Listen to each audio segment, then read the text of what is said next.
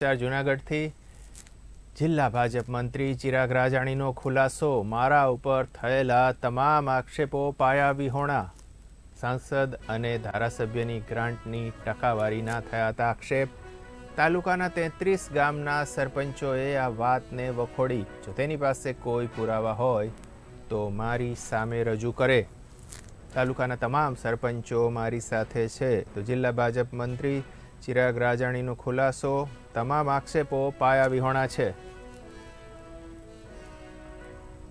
છેલ્લા 2 દિવસ થયા સાંસદની ગ્રાન્ટ ફાળવણી બાબતે જે મારા પર આક્ષેપો કરવામાં આવેલા છે કે ટકાવારી અથવા તો હું કામ કરું, એ વાત સદંતર પાયાવિહોણી છે.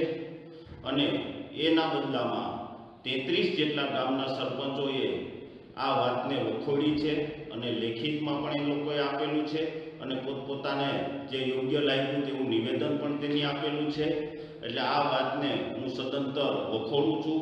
જે રાજ્યસરના સરપંચ દ્વારા આક્ષેપ કરવામાં આવ્યા છે એ અશોકભાઈ ચૌહાણને હું પૂછવા માગું છું કે અશોકભાઈ, આ બાબતના આપણી પાસે કોઈ પુરાવા હોય તો એ પુરાવા મને રજૂ કરે. જાહેરમાં એના આપણે ચર્ચા કરીએ કે ક્યારે આવો બનાવ બન્યો હતો. પાયાવિહોણી વાત કરવાનું બંધ કરી દેવું જોઈએ.